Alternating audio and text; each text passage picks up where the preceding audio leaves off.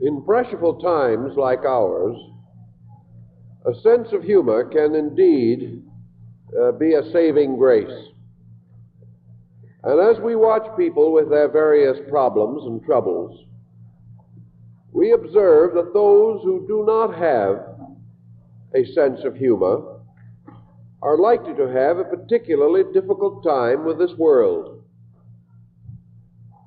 We know that life is serious business, but we also know that very few persons can afford to take it with utter seriousness. To do so is to gradually undermine vitality and psychological integration. Today, we are concerned with psychological problems. We realize that persons who lose a certain orientation become psychologically depressed and develop serious mental symptoms. Usually, a person under psychological stress has lost perspective. He has either closed himself to the world, or he has accepted a negative attitude toward those around him.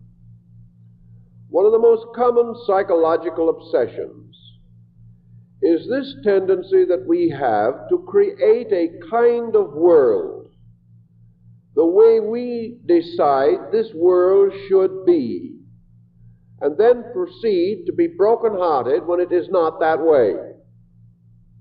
This is a very common practice. We demand of others that they shall fulfill our expectancies, or live up to our standards, or see things as we do. If they fail to so agree and cooperate, we consider this an affront, a personal injury, a disillusionment, or a cause of discouragement. If we have this preconception about living, we will always have a tense and difficult life. The best thing for us to do in most of these problems is to expect no more from life or from other persons than we can reasonably demonstrate that we can expect. To demand more than reasonable expectancy is to open ourselves to suffering. No one really wants to suffer, but we find it very convenient sometimes to fall into suffer patterns or suffering patterns, particularly those kind of patterns which make us sorry for ourselves. So look around and see what kind of a world you live in. Realize that you are not going to be in it forever, that it existed before you came, got along somehow, that a good part of it is existing while you're here without knowing that you exist. And when you're gone, it is still going to exist some way. It may not be as well off, but it'll make it some way.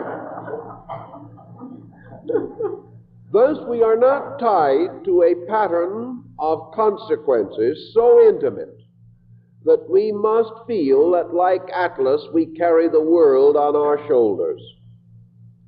If we manage to carry our own heads on our shoulders, we're doing very well.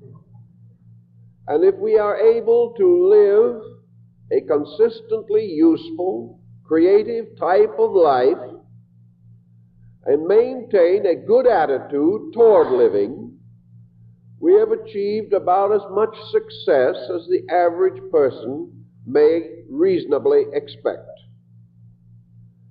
This situation of making problems desperate, feeling that with our small and comparatively insignificant difficulties, that the whole world is shaking to its foundation. Also this feeling that we cannot be happy and never will be happy unless everybody else changes their conduct. Such thoughts as these are certain to cause us a great deal of unnecessary difficulty. They will take what otherwise might be a rather pleasant way of life and make it unbearable to ourselves and others. In religion, we are particularly problemed with the problem of humor. Religion is a very serious business, and to most persons it should not be taken flippantly, and we quite agree. On the other hand, it is a mistake to permit religious thinking or spiritual inclinations to destroy our rational perspective toward life. We cannot afford to be miserable for religious reasons any more than from any other group of reasons. The answer to religion is that it will bring us comfort and consolation. And for an individual to declare that his religion is a source of consolation and remain forever unconsoled is not good either. Religion is supposed to help us to solve problems. It is supposed to help us to have some kind of spiritual help, of faith and hope and charity. Well, very few problems will stand up under faith, hope, and charity. But most religious persons are not practicing these attitudes. They are still criticizing and condemning, fearing and worrying just like everyone else. Out of all this type of realization, we do come to some rather obvious, reasonable, rather scientific conclusions. Of the persons who come to me in trouble, the overwhelming majority lack a good sense of humor. This report is also to be found in the records of practically everyone who carries on contact on a counseling or helping level. The individual has lost the ability to stand to one side and watch himself go by. When he looks around him and sees all kinds of funny people, he forgets that other people are also watching him with the same convictions that he has. If we can manage to keep a certain realization of the foolishness of our own seriousness, we are on the way to a personal victory over problem. Also, we lose this rather gentle control of our own expectancy. Most persons expect too much of others. They expect more insight than is available. They expect more interest than other people will normally have. And they expect other people to be better than reasonable probabilities. In substance, they expect other people to be better than they are themselves. We know that we have all kinds of faults, and we're sorry in a way, but at the same time we expect other people to endure them. On the other hand, when someone else has the same faults, we resent it bitterly. We cannot accept the very conduct that we impose ourselves upon others. Again, due to lack of understanding, lack of taking life gently and pleasantly. A sense of humor is a characteristic with which some persons are naturally endowed. There are some folks that seemingly have a knack for observing the whimsical in life. They are born with this gift, but even these have to cultivate it to some degree, for humor, like everything else, will not mature without cultivation. If we allow this humorous streak to merely develop in its own way, it is apt to become satirical or to become involved in some selfish pattern by which we use it to ridicule others or make life uncomfortable for them. Thus, a sense of humor has to be educated. It has to mature, because there is really no good humor in this peculiar habit that we have of ridiculing other people. This is not funny. And it is not good, it is not kindly. It merely becomes another way of revenging ourselves upon someone. This kind of vengeance we can variously defend and run and hide behind the statement or the premise that we were trying to be funny. But actually, if our humor takes too biting and personal a form, then it needs reform just as much as any other attitude that we have. Actually, the basis of humor is first the intellectual fact that it shows that we can penetrate into the common foibles of our kind. The real humorist has to have a rather profound knowledge of human nature. And great humor is based upon this recognition of the natural peculiarities of man and how he will respond to them under certain stimuli. The second part of humor is actually the ability to use our basic discovery in an amusing and pleasing manner, with the end of creating a relaxation, a relief from tension, and using laughter as a medicine against the stress and strain of our daily relationships. Laughter is a constructive kind of hysteria, which gives us a useful release. And if we can laugh naturally at naturally humorous things, we are going to gain in health and understanding. If, however, we can only laugh at something that hurts another or brings some kind of sorrow or injury to another, then our sense of humor is not normal.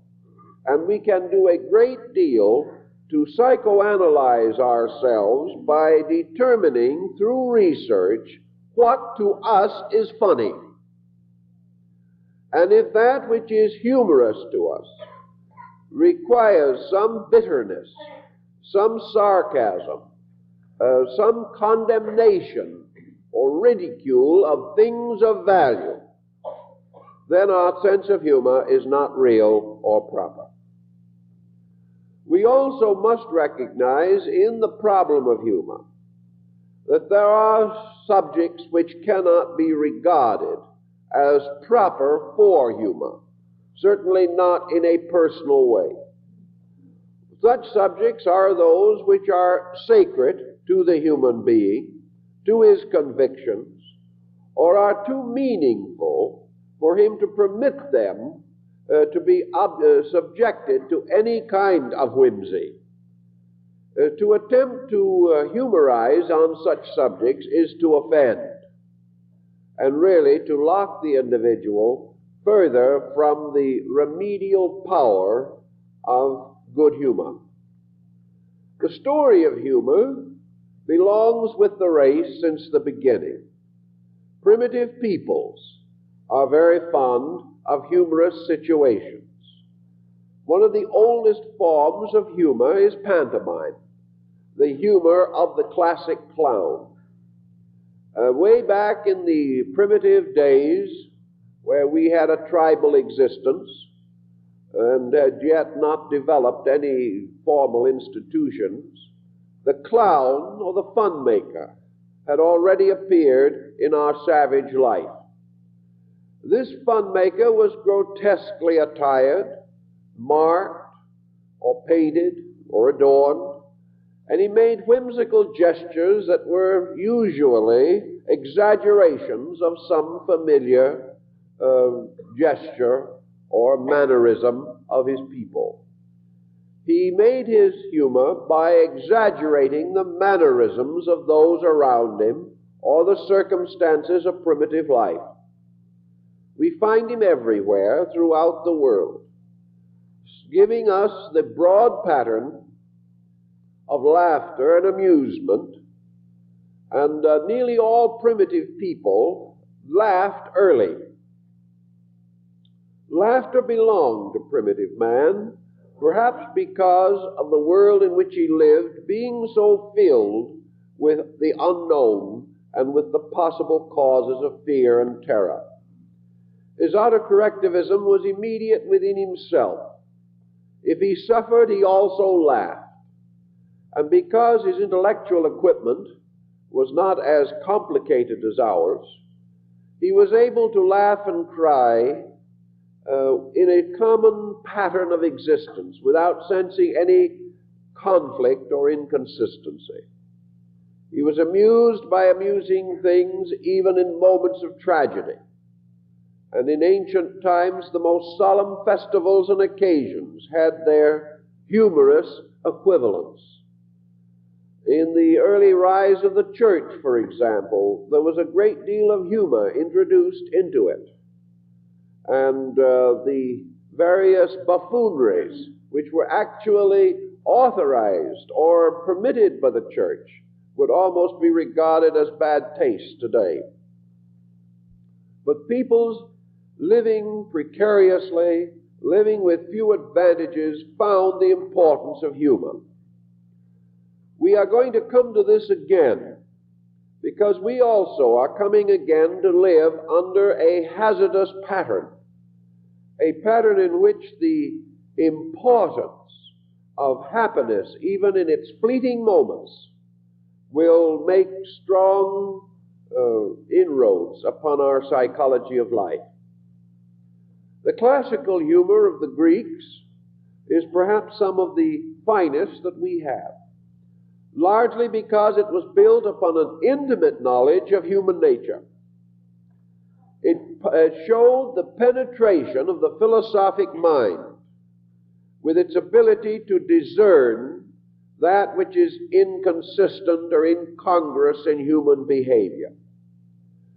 Sometimes this humor was a little too biting for the type of taste that we have, but we must remember that it was limited largely to a group of individuals who had the ability to bear these anecdotes with skill and thoughtfulness, and to return the compliments with other repartee equally sharp.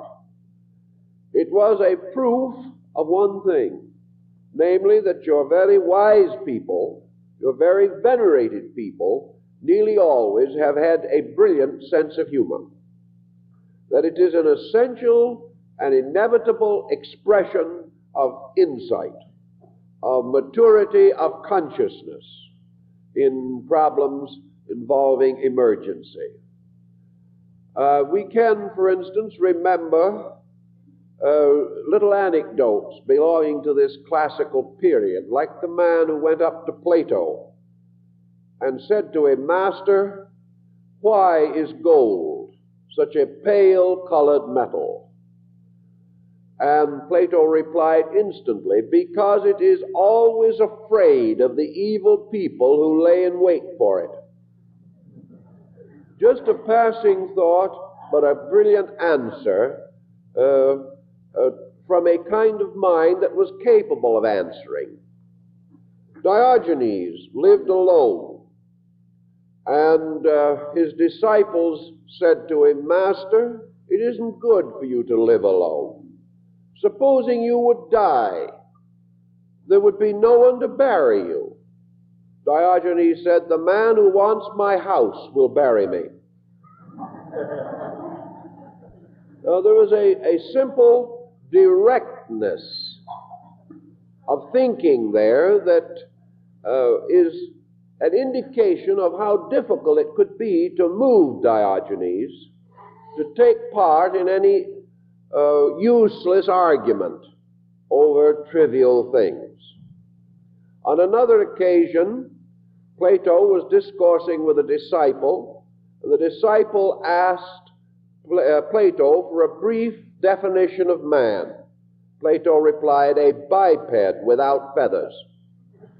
Diogenes plucked a chicken and tossed it into the school where Plato was teaching. It walked around without any feathers, and Diogenes said, "Behold Plato's man." These were sharp things. Someone asked Pythagoras once, which was more important, the sun or the moon? And he said, obviously, the moon, because the sun shines in the daytime when it is light otherwise, but at night the moon prevents us from being in the dark. The disciple, no doubt, went home and thought that one over very carefully and slowly. The foolish answer for the foolish question. And so these fragments of wit were tossed about. The time when, of course, Alexander the Great sent Diogenes a basket of bones. Diogenes was called the dog of Athens, and Alexander decided to send him the kind of food that was suitable for a dog to receive. Diogenes sent back the basket with a message: "The food is suitable for a dog to receive, but it is not suitable for a king to send." After that, it is said the two men were bosom friends, which indicates that they could take each other's humor, which is also a very important point in connection with humor. On occasion, someone gave Plato a new robe, a nice velvet cloak that hung on the ground behind him, and Plato, being by birth a patrician, probably enjoyed it. But Diogenes, seeing him walking around in it, thought that Plato was becoming a little too puffed up with worldly goods, and waiting for a mud puddle in the road, he jumped up and down on the tail of the coat and ground it into the mud. He turned and said, "Thus I step on Plato's pride." Plato was always kind of a kindly, benign gentleman anyway, turned around with a big smile, looked at the damaged cloak and said, "Yes, Diogenes, and how proud you are that you can do it." All these episodes tell us that humor really had its ground in the classical world, in a world of people who had very definite understanding of values, and who were able to pointedly bring out the type of thinking which was consistent with their philosophical insight. All of them agree on one general point, whether it be the humorists of Greece, the professional humorists like Aristophanes and Sophocles, or whether it be indirectly through the philosophers.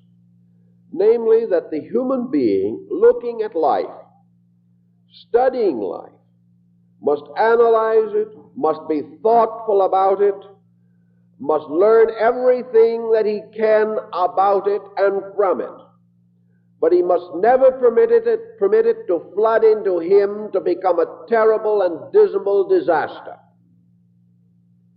He can never fail to keep a certain separateness, an ability to be a participant without complete involvement, to watch people, love them in spite of what they do, or enjoy them regardless of their mistakes. That we cannot spend our entire time looking for and demanding perfection. If we take such an attitude, we will be miserable all our lives. We must take things a little as we find them, and often recognize that while we are miserable over someone else, the person we are miserable over is not miserable at all and does not appreciate our consolation on that level. of action. If we look out and see a world of people, a world under law, a world that is going and unfolding its own patterns, a world in which all things, regardless of our opinion, all things are working together for good, that the individual is growing, and that in this great plan there is time and place for growth, if we can keep sight of the great laws underlying life, we will not become dazed, bewildered, confused, and embittered. We can recognize and enjoy a certain amount of the daily drama of existence. Most things are not nearly as important as we make them. And if we begin to let down this making of importance out of unimportant circumstances, our nervous systems will relax, our emotions will be more placid, and our ability to be good friends, relatives, and associates will be increased. Whereas if we have not this attitude, we will simply become more and more difficult, and the tensions and stresses will bear in on us until we sicken and destroy our natural optimism.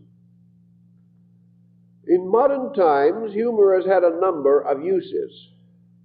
We have found, for example, that there is no quicker way of ridiculing the pompous than through humor.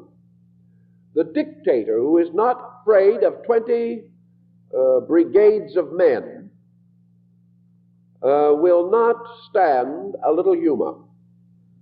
Humor can destroy pompousness and sophistications and falsehood more quickly, perhaps, than any other instrument. Therefore, it is a powerful political and sociological force. The use of humor through the cartoon, through the various exaggerations that we see around us, help us to sense fallacies which are otherwise perhaps unnoticeable. Humor, therefore, does have this basic concept beneath it, that much of it is derived from the inconsistency of human action.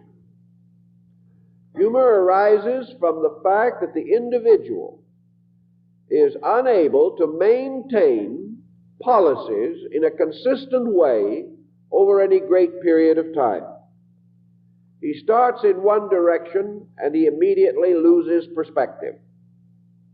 Humor also arises from lack of continuity in human action. We discover, for example, that instead of continuing a course until it is finished, we break the pattern almost immediately. The American person is not by nature dedicated to continuity. Also in our action and concept, the tremendous conflict between what we do and what we say becomes the basis of humorous relationships. And of course, the entire end of humor seems to be a means of reducing the pompous, to bring down that which appears to be superior or beyond us to the common level. We use it mostly, however, against individuals who have falsely attempted to prove superiority. We seldom, if ever, turn it bitingly against the world's truly great and noble people.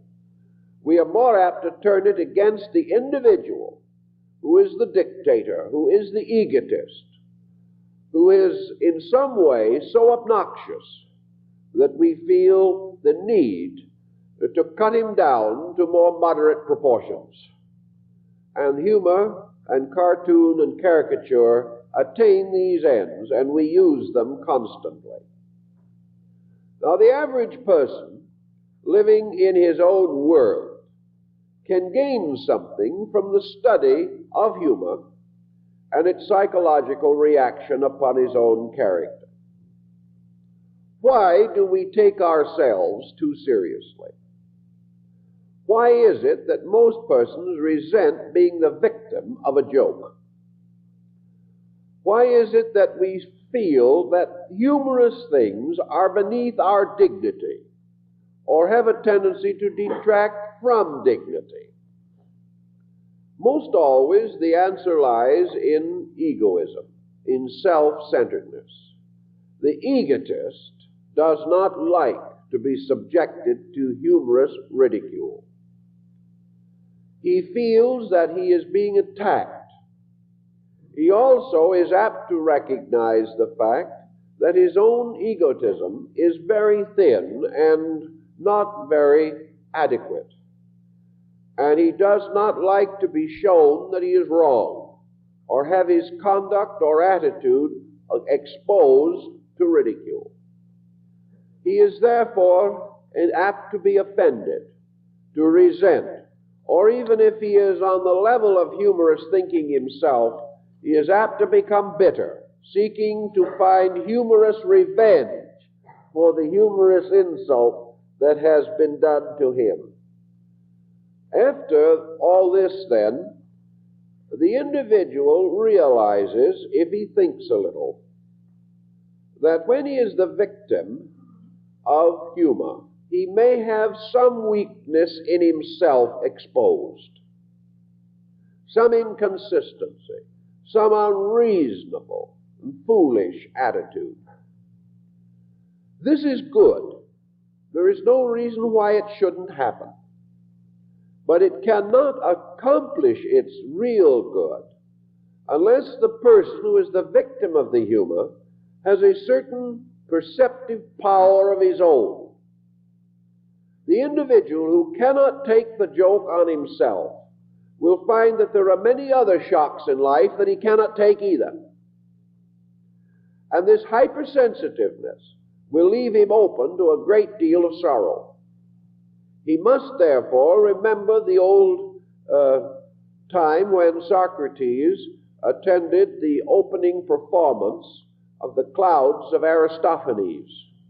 Socrates attended because he was included in the cast. An actor was playing him. And this actor wore a very ridiculous mask and was hung in a basket near the ceiling of the theater in order that he might study the stars. It was all a ridiculing of Socrates, and a rather bitter ridiculing at that. But Socrates attended in person, applauded the show loudly, and when the actor came to take a bow, who had impersonated him, Socrates himself got up so that the audience could see how much more homely he was than the actor's mask had made him. He said that actually, on another occasion, he said, if you wish to make fun of me and ridicule me, come and let me give you some good points that you can make. I know myself better than you do. And if you really want to insult me, I'll give you the knowledge and skill to do it thoroughly. Now, a man like that could not be controlled. And with the same spirit, he drank the hemlock rather than to compromise a principle of his life. The individual who can be laughed at without being perturbed has a strength that is almost incredible. If he can take himself in hand so that whatever a person says about him, his first thought is not, it is not so. The first thought is, could it be true? This leading to a self-investigation or examination. If every time the individual feels that someone is picking on him, he tries to discover whether he deserves it or not, rather than instantly picking back. If he takes these suggestions and recommendations, even though they come in ridicule, he may find out that some of his friends are trying in this way to get him a message that they do not feel he can receive in any other way. So it is always good to be able to listen without anger, without insult, on the same grounds that Socrates said that no man can insult me for telling me the truth. If what he says is true, I cannot be insulted. For if I am insulted by the truth, then naturally I would be insulted by God. I would be insulted by everything that is of value. Therefore, the question is not whether I am insulted or not. The question is it true? If it is true, even in part, the problem is to correct the error and to be grateful for the person who points it out. This takes a larger attitude, but a philosopher or an idealist, a mystic, is supposed to have that larger attitude. And if we could take subtle corrections or even humorous corrections more easily, we would not be subject to so many of these terrible, tragic corrections which are forced upon us by our own conduct. Man lives in relationship to a large world of people. In this larger world, each individual has his own interests, his own purposes, and his own activities. Most of this larger world we never contact, except perhaps through the newspaper or the television or the radio. Therefore, we have very little intimate contact or association with its problems.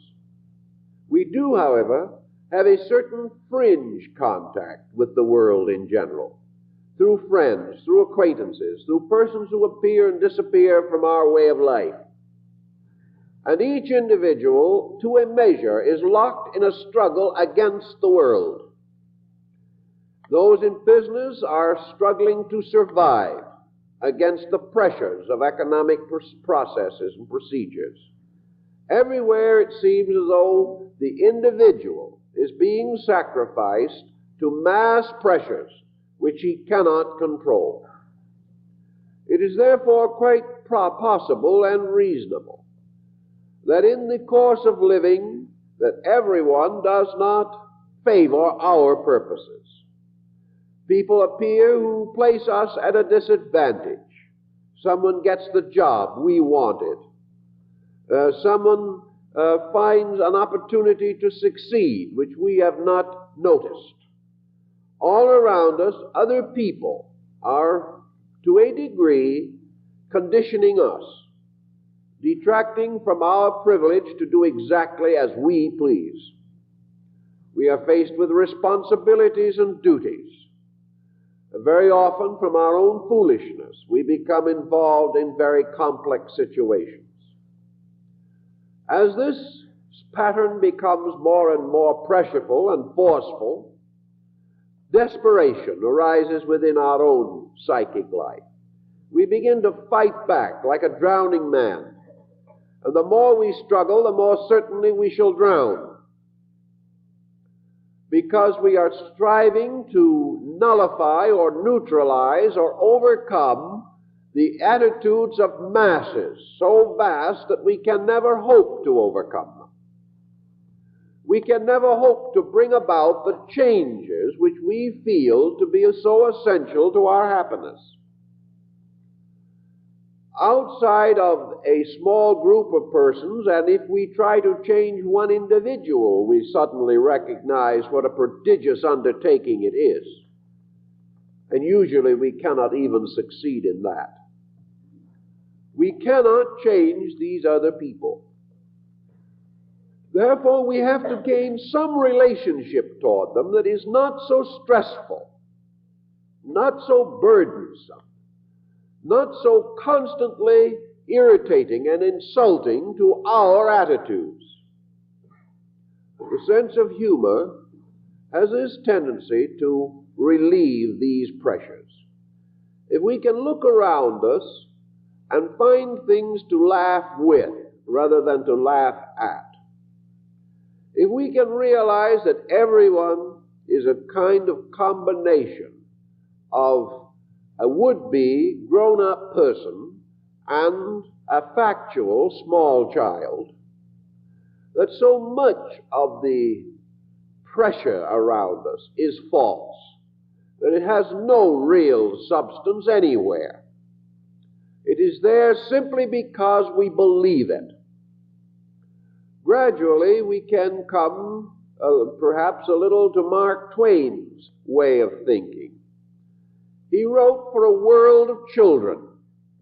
He suddenly realized this world was not made up of a large number of bad people. It was made up of small children in the bodies of adults. These small children living their small lives, desperately serious about things that were not important and never could be. And like children in whose lives the greatest of tragedies can occur, humanity needs to have a certain fantasy, a certain relaxation, a release from these pressures, an opportunity to laugh and play, which are the natural instincts of man, instincts which have gotten lost in the terrible shuffle of economics. Therefore, that it is a great and good thing to bring to life this realization that we live in a good world, and the constructive humorist can do that. He can show that people do funny things, but that most of the things that they do are not really bad. That these funny things are due to the peculiar blind spots that we all have, and that at the same time we are doing funny things also, doing strange and ludicrous things because of blind spots, and because we do not possess the maturity of thinking that we believe we have.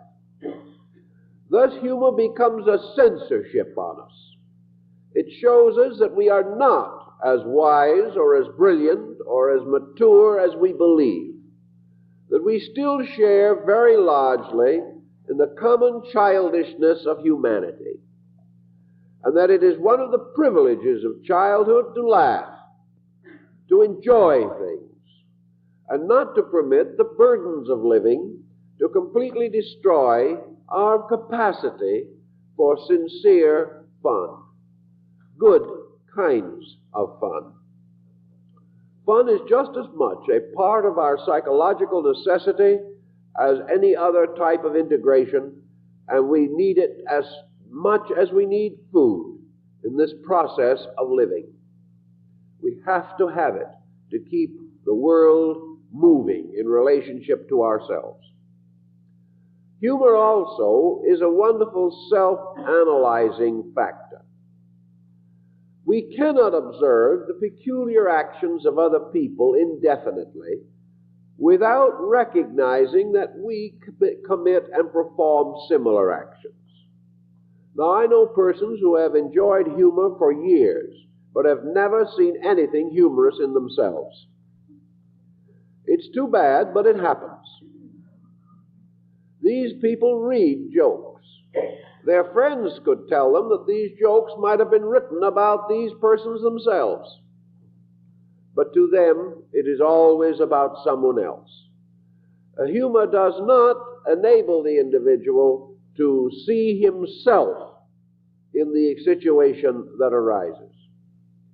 Only with a little philosophy and a little psychic penetration can we begin the gentle application of these lessons to our own natures. Yet the application is usually present. It is usually available to us. From a humor standpoint, let us consider a little bit of the facts of living as we know them. Persons today, particularly, live in rather restricted worlds of thinking. We are all becoming specialists, whether we know it or not. We are all closing doors and windows by which we should normally be connected to a larger world around us. In defense or in escape, we are becoming stratified into levels, into groups, into categories. And the person who has a sort of universal attitude on things is disappearing. We don't hear much about him anymore. So each of us has some level of thinking. If we're interested in philosophy, then that is our world. And we have very little time for any other world. If we're interested in science, that is our world. We're interested in business, it closes in more tightly around us every day. And in all these private worlds, we have increasing intensity of procedure with reduced instruments of understanding. The more we tighten our world around us, the less true ventilation we have mentally, emotionally, psychologically. The more we specialize, the fewer resources we have to strengthen our own natures. Man as a being, as a total creature, is not specialized. Man as a psychic entity is a universal being. If, therefore, he specializes his energy so that maybe only 10% of his faculties and powers are employed, and the other 90% remain completely undeveloped, or nearly so, it is obvious that we are going to develop lopsided personalities. Personalities in which a great part of our own native curiosity is lost. Our observational faculties are restricted so that most of life is not noticed or seen. Our interpretive and understanding powers are restricted even more to some small world and a handful of people. Now, this happens to other types of individuals in classes that we know about. For instance, the school teacher, whose constant association with children has a profound effect upon the total psychology of the individual. One teacher told me not long ago, she said, "My world consists of a universe of children, with an occasional adult appearing, usually in the form of the superintendent of schools." This is a world. To the policeman, a great city like Los Angeles is just a hotbed of crime, actual or potential. Every few minutes, someone needs help to be protected from somebody. And to a degree, we must forgive this public servant if he comes to conclude that Los Angeles is largely composed of criminals. That is what he sees. That is what he works with. The judge works with the same problem. The physician works with the sick, and for him the world is sick. He knows these experiences. Today, we work, most of us, in a little pattern of making a living. Therefore, our world is nothing but a world in which we're trying to make a living and someone else is trying to take it away from us. The moment we get it, 9 other people want it. If we don't get it, no one wants us. Well, this gets to be a little oppressive. And we can see how this desperate struggle to make a living, to maintain ourselves, to pay our bills, to do the things that are next, this kind of existence creates a kind of melancholy. It reduces our natural resourcefulness, our optimism. Finally, happiness for us is merely to escape for a little while from this treadmill, from this squirrel cage of pressures. Freedom or happiness become releases into something that is not immediately necessary. For the rest of the time, we have gradually limited our perspective. Whereas we might normally get health or happiness or peace of mind from broad perspectives, we do not even dare to indulge these.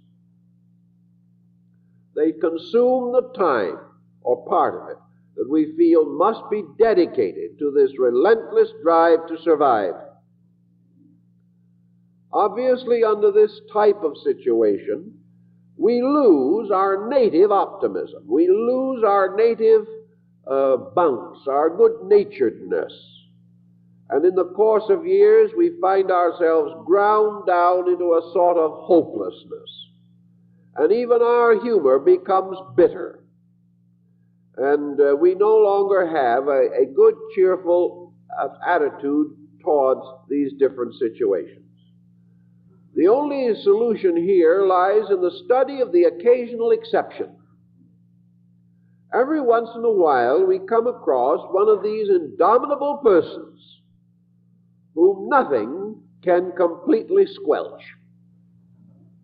These individuals move through similar situations as the ones we are in, but they do maintain values that we lose. Now, if one person in the entire history of life has been able to go through a difficult situation without being destroyed by it, this means that all persons can if they will. It means that it is possible to succeed where today too many of us totally fail. We fail not because of the complexity of the world around us, but because we permit this complexity to move in upon us. We take it on. We try to live it day and night. We try to maintain certain relationships with those around us which are not practical or possible. We are afraid to be ourselves. We are afraid to simply accept other people as themselves. And because of fears and pressures and complexes, we make life infinitely harder than it needs to be. Actually, the basis of friendship as a solution to problems of today is that the friend is the one person with whom we can be honest. If we cannot be honest with the friend, then we must either learn it and realize it and give it up, or else we must set to work and find ways in which we can gain this honesty with our friend. This constant fencing and hedging, this putting up all kinds of intangible or tangible barriers against plain honesty, these false values we regard as necessary because of the world in which we live, and because of them we shorten our lives and die before our time.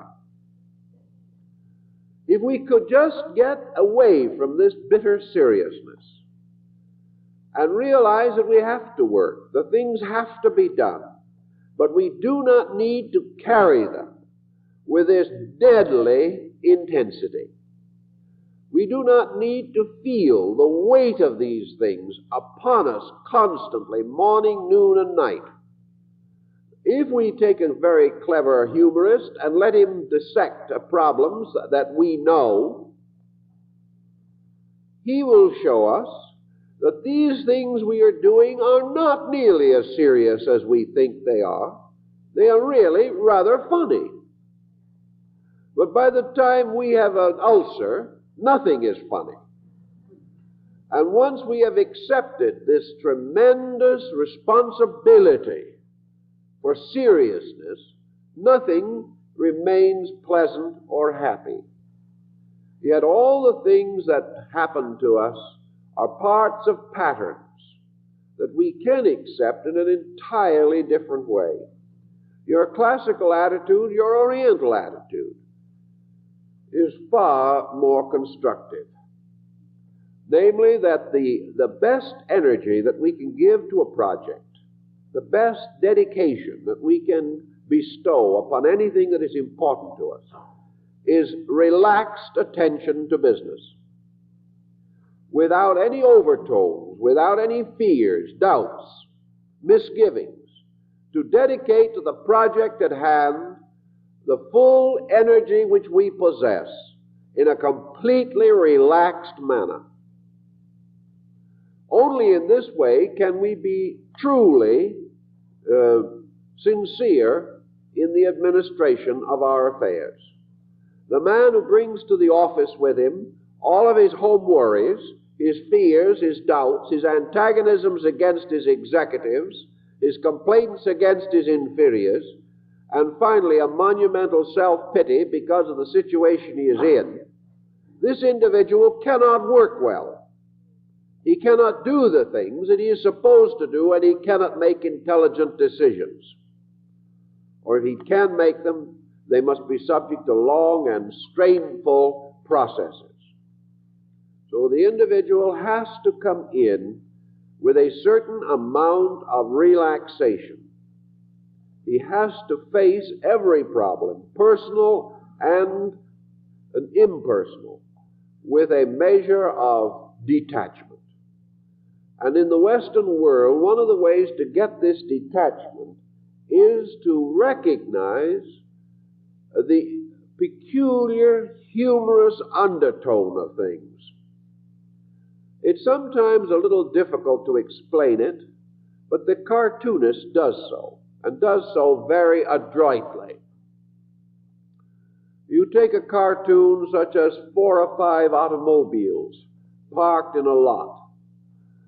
4 of them are magnificent, large, shining cars. The last one is a small, old, rickety car. The caption underneath says, "Which one belongs to the president?" And in your mind, you can immediately decide that it probably is the small, broken-down car, because he is the only one there who does not need to put on airs. He's the only one who is not trying to get somewhere else. His complete security is represented by the little car. Now, this complete security of mind reminds us that these cartoons that appear in our papers every day are, many of them, almost Zen parables, with a few words or no words at all. They cut through a division of human life. They are wonderful subjects for meditation. Not merely because we want to laugh, although we may do so, but because we see in them an apperception of the stratification of human consciousness. We see how man operates, and we see the world through the eyes of a person who is trained in this kind of rather gentle but pointed criticism. If, therefore, we could take such humor to ourselves, we could very often transform this pressure that burdens us so heavily into a kind of pleasant, easy, humorous relationship with things that might seem very serious. Now, humor does not necessarily mean flippancy. It does not mean that we do not consider things. Humor is often the deepest consideration of all. But it arises from this policy of reducing the human ego, pulling down this personal sense of grandeur, which makes it so hard for us to live with each other.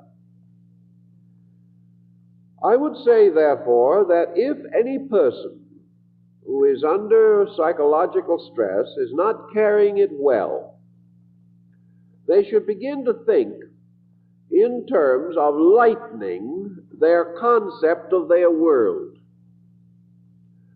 Look around you and see what you can do to relieve yourself of a responsibility that you can never carry anyway. And that is the responsibility of worrying about the rest of mankind.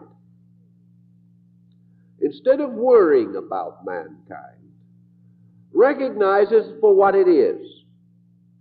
That it is a great aggregate of creatures, of beings, of every age level, mental, emotional, and physical. and that it is a collective group of growing creatures growing through relationships with each other. That even the greatest mistakes that man can make cannot actually interfere long with this process of growth. That most persons in their growth have the awkwardness of young creatures. For the young colt is awkward, the young cow is awkward. All creatures are awkward in their infancies. A man is mentally and emotionally awkward because he does not have the grace of his own internal maturity to integrate it. Furthermore, he is lacking in the ability to control his instincts, impulses, and appetites. They move in spite of him. They move to form fantastic social patterns in the world around him. These things are as they are. And that the individual should wish they could be otherwise is natural. But this wish is also contrary to philosophic understanding of life. For an individual to wish people to be different from what they are is not a practical wish, because people must be themselves and must outgrow their present state and learn from it if they are going to be better people. To wish they were merely better is a broad wish. Naturally, we would like to have all persons good, happy, contented, and wise. But the end we seek is slow of attainment, and we must grow to this condition through years and lives of development and self-expression. In the meantime, however, our present growth is due, or at least is greatly helped, if we are able to understand each other without false values, without false pressures, without intensities that destroy basic comradeships of relation. So everywhere things get too heavy, it is important to lighten them, to give them the grace of a chuckle or a smile, which will go much further than long and serious ponderings. It is difficult for us to ponder some things well because we will never come up with the answers anyway. There are problems we discuss every day which will not be solved for another 100,000 years. So all we can possibly come up with is another opinion. And to lock ourselves in opinions is again to create a seriousness which is not justified by our essential knowledge. So humor can help with this. It can show us the futility of trying to be more than we are. It reminds me of this very famous statement that I was greatly influenced by many years ago by a Southern cook who probably had the philosophy of life better integrated than most people will ever know. That when any condition arose of great complexity or of great involvement, this cook would always come out with this statement: "Child, there ain't no use you're trying to be what you isn't, because you is what you am." Now, beyond this logic, which is irrefutable, there is no place to go. Here a whole world of shams falls away. If people would only realize that they is what they am, and would be contented to work from that, so much could be accomplished. But it is difficult for people to build securely upon what they think they are, because nearly always we exaggerate our abilities, and we assume that we have more knowledge, more understanding, and more talent than we possess. So we go on trying to build these things too rapidly or on a level above that of our true attainment. This is a mistake and leads to great misfortune. True self-analysis begins with a simple study of our values. And to get to this, we have to dig underneath all of the defenses we have made and the efforts we have attempted to impose, by which we seem to be better than we are. We've got to get down to facts. To get down to facts is not as grievous or tragic or depressing a thing as we think. I know a few people who have done it. People who thought they were pretty important and were very unhappy when other people didn't agree with them. They finally dug into themselves. They got down to the bottom of the whole thing, and when they got there, they just let out one great big chuckle. They realized how they'd been fooling themselves, how they themselves had been the ridiculous ones, and that actually the values underneath were so simple and so real that on these foundations almost anything that is good could be built. But on the false estimation of self, nothing very fortunate can be constructed, because there's nothing under it. So when we get down underneath all the pretenses, we're just folks. We're folks that enjoy one thing, we do not enjoy something else. We like and we dislike, we hope and we fear. But with it all, we have a wonderful tenacity to life and an instinct to grow, to become better people. And we also are naturally friendly and gregarious by instincts. We like to be friendly. Simple people can be friendly. When we are not defensive and we are not attacking anyone else, we can be truly friendly. And we can grow. And we can be receptive to the help that other people can give us. In our way of life, we are so often egotistically locked so that we cannot accept help. Taking the attitude that we alone are right, we try to give our assistance to others, whether they want it or not. And we're so busy trying to help others, quite sincerely, that we are unable to receive anything from anyone else. We frustrate everyone who might like to do a kindly act to us. And we also lock ourselves against the great common experiences of life, experiences which should be the real source of our understanding. But if we can relax and not take ourselves too seriously, we can come around to Emerson's position, in which he points out that there is not a person in the whole world from which we cannot learn something. The only reason we cannot learn under normal conditions is because we are locked against learning, or because we are unwilling to accept the other person as possessing anything worth knowing. But get down to facts. And I've watched this many times.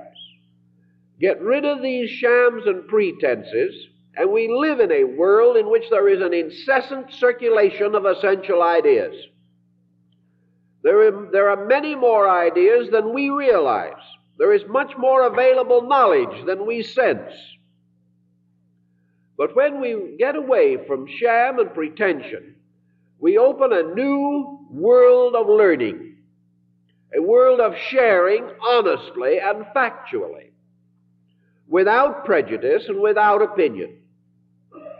Prejudice, again, is an attitude which arises from egotism, from self-centeredness. And self-centeredness is self-importance. And anyone who feels self-important cannot take a joke on himself. So one of the proofs of a good humorist is one who can take the joke on himself, who is perfectly able to realize that there's so much truth in the other person's caricaturing of him that he must accept it and must hope that he is able to improve his nature or correct the faults of others that others see in him. Someone once said to Plato that a certain man was making satirical remarks about him. And what should the disciples do about it? And Plato said, "Do nothing except pray that I may so live that no one will believe these remarks." That is the only answer. There is no sense in suing the man or fighting with him, because it's possible, as Plato points out on another occasion, that the man is true, that Plato had these faults, but that his disciples, because they so admired him, did not notice the faults.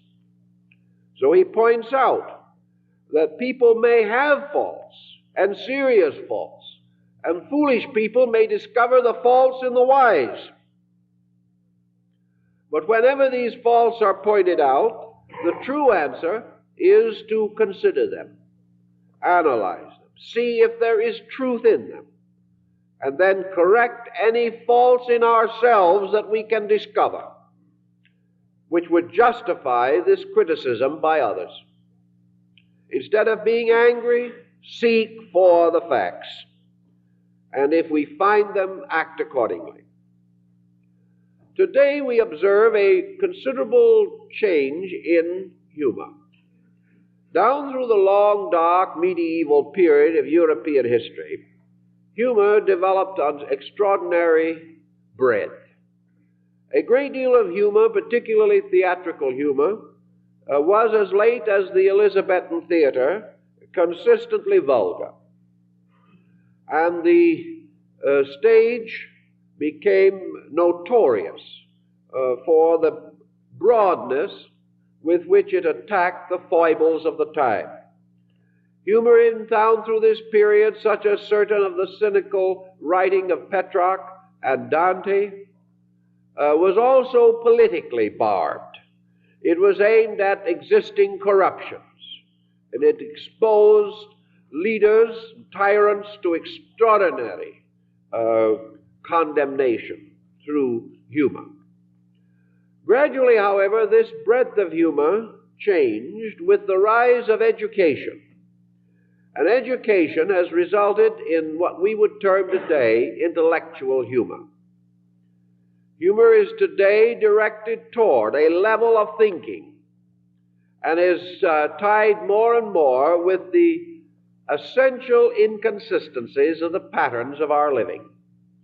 In the last 50 years, man as a psychological entity has gradually come to realize that his little train of events is off the track. Something has gone essentially wrong in this thing which we call civilization. One of the things that seems to be wrong is that we have deified this way of life. We have affirmed that because it is our way of life, it has to be great and it has to be good. Our humorist knows that this isn't so, because sitting quietly beside the road and watching it go by, relaxing to life, he sees that this pattern is in many ways ridiculous. By ridiculous, meaning inconsistent, or full of contradictions and discords, which gravitate against its solemnity and its significance. All through this period of the last half-century, man has also been pressing forward to integrate or solidify his own way of life. He has been trying to force it upon himself and upon others. He has created what we might term a mass or group attitude, which is being pressed forward at the expense of the individual in almost every department of living. This integration into an ever smaller pattern, a pattern which is not big enough for the human being, a pattern which locks him and limits him, has become the basis of a great humoristic rebellion against authority. Today, we rebel humorously against nearly every kind of authority. While an individual is out of office, we pull for him. The moment he is in office, we proceed to pull him down. We resent primarily the concept of authority, because authority to us is something which prevents us from doing what we want to do.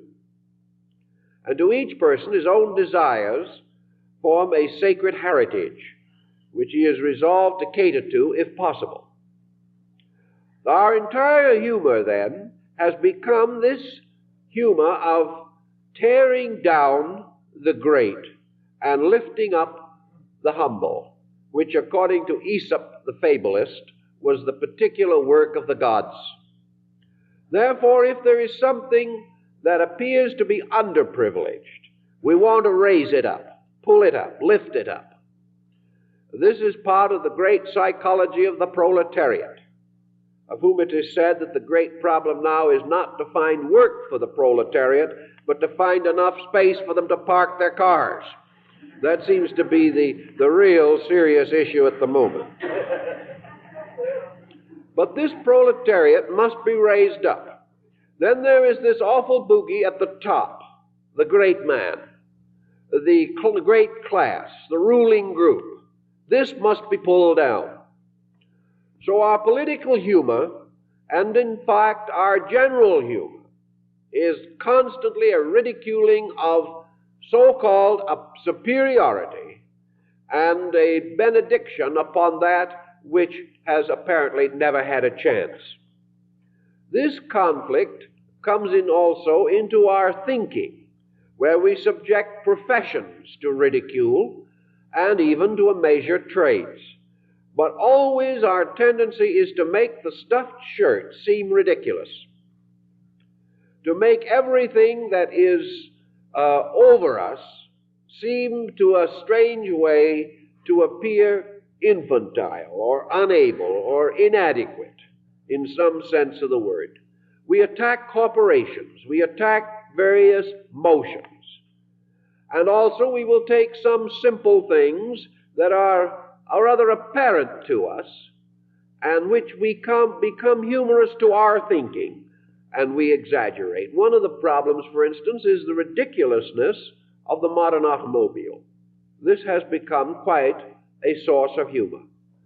We know inside of ourselves that these endless changes are largely made in order to obsolete the older models and cause us to buy a new car every year. But in the making of these changes, some good things have been done. Other foolish things have been done. And the individual is very sharp in his humor on this particular problem. Like the cartoon of the man buying an automobile. And the man has insisted he wants it without extras. And the salesman says to him, well, after all, my dear man, you will want the wheels. As a play on this constant loading of cars.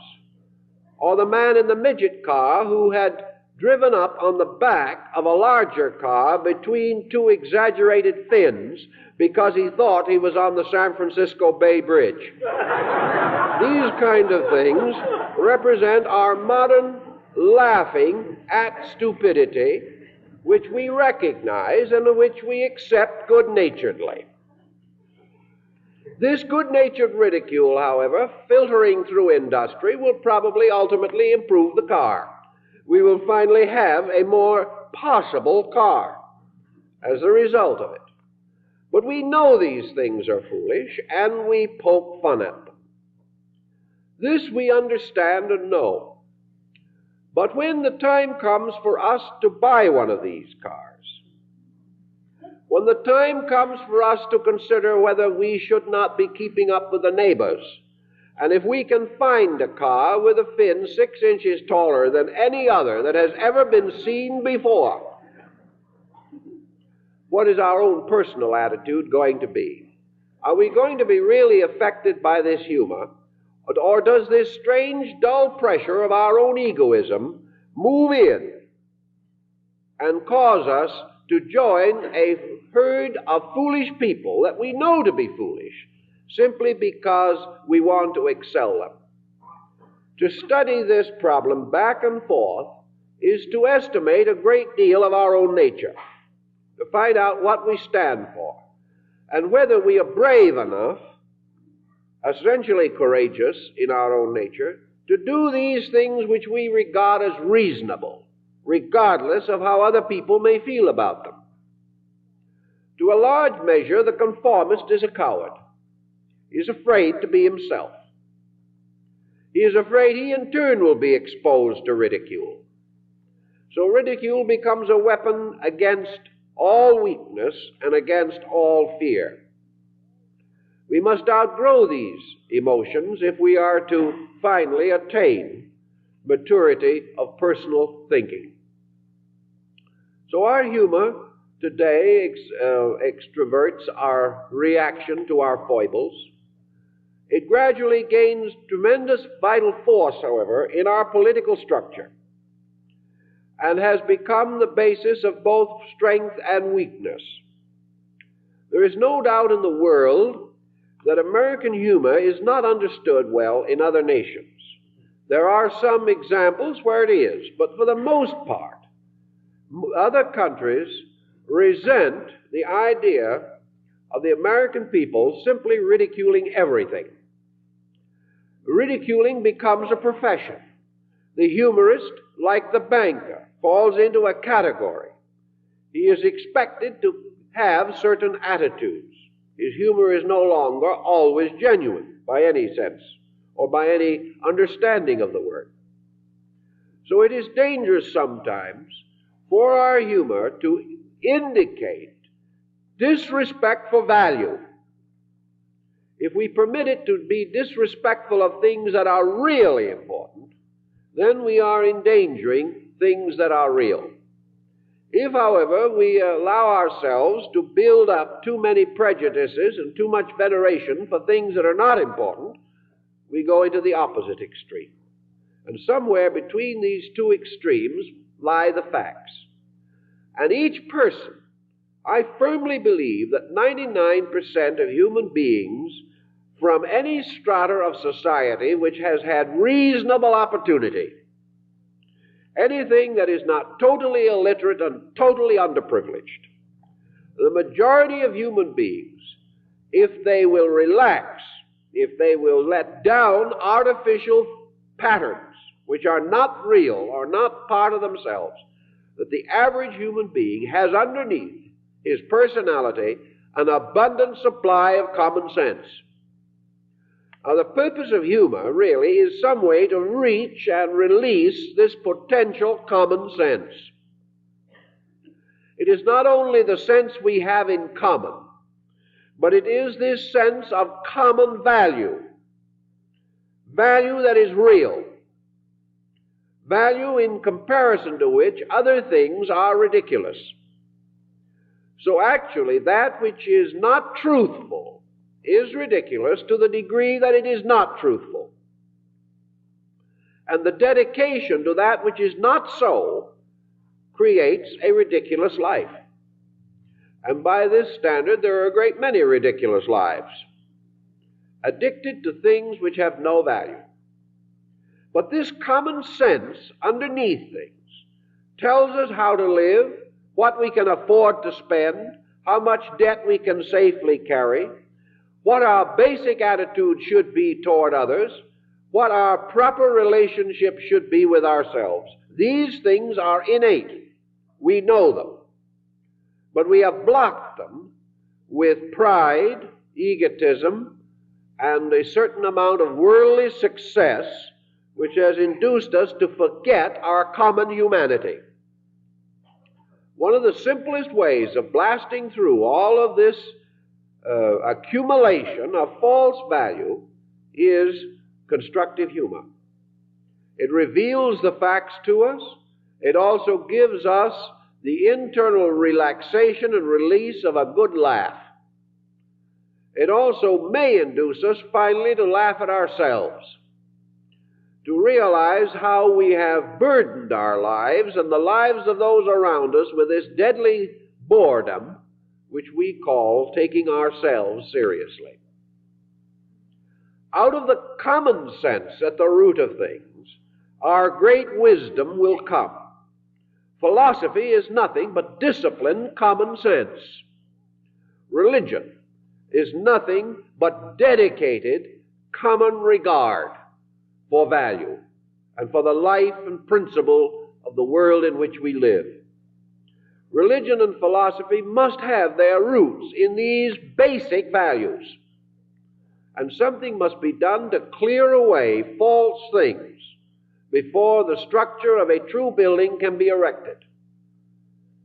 In many instances, humor has striven and succeeded admirably in helping to clear away the rubbish of decadent sophistication. It cuts through to the facts in things and shows us how ridiculous it is to live away from value, away from integrity. It also points out how important it is to learn so that we can live consistently and not make ourselves ridiculous in our conduct with others. So altogether, humor lets us down.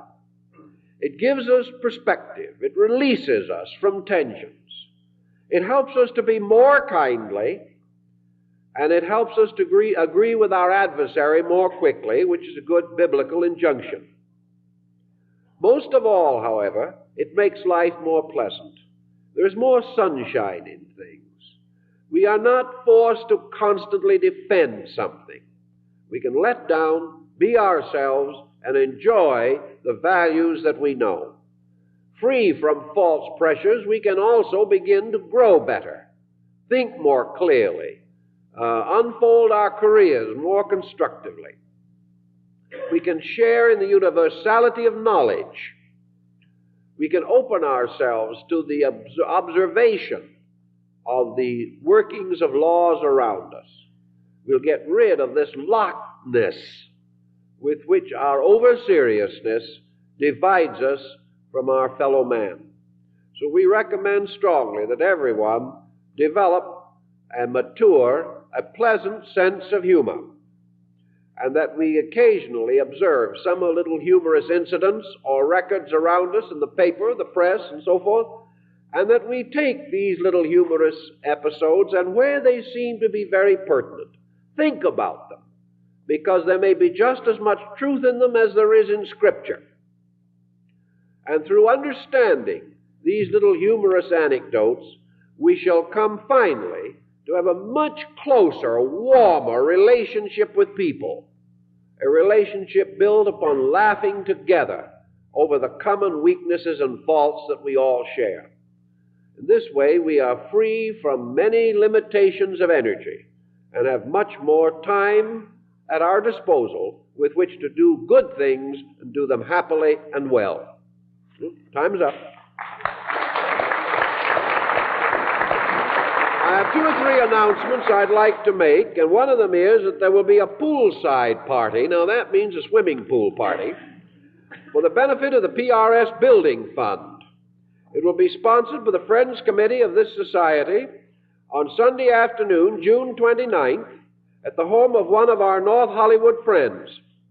Luncheon will be served beginning at 1:30, followed by swimming. Some professional dancing will be offered, and a short talk by Dr. Bold on his Oriental adventures recently. He's a member of our faculty. Tickets with detailed information are available in the lobby immediately following this lecture. And members of the Friends Committee will be glad to serve you. The party is limited to 50 persons, so perhaps you will want to secure your tickets immediately. I'd like to also say that next Sunday morning we are talking about Satori. This is the awakening of intuitive understanding according to a Japanese philosophic discipline. And as far as I know, this subject has not been much discussed in the West. Therefore, we hope that you will come to see how a discipline for the awakening of the intuition has been developed in the East and how it might be applicable to Western man. We also have some used books on the table this morning. We have Fowler's Education and Self-Improvement, which deals with phrenology. We have a book called Building Personality in Children. And we have a number of the novels of Marie Curie, which are very well known in this field. General book announcements will also include a discussion of materials such as we are talking of this morning, and I might add that a discussion of humor and its psychology will appear in a new issue, in a coming issue of Horizon. It'll be ready in an issue or two. Those subscribing now will receive it in the present year's subscription. We are also going to have other notes in our Horizon magazine. I just finished the maps and charts for the second section of the article on Nostradamus and the Near East crisis, and we are transcribing very carefully the notes of our talks on the medical systems of Paracelsus for the magazine. So Horizon has many important things in it, and we hope you will consider subscribing to that. Now, don't forget the poolside party, and don't forget next Sunday morning, and we thank you very much for being with us today.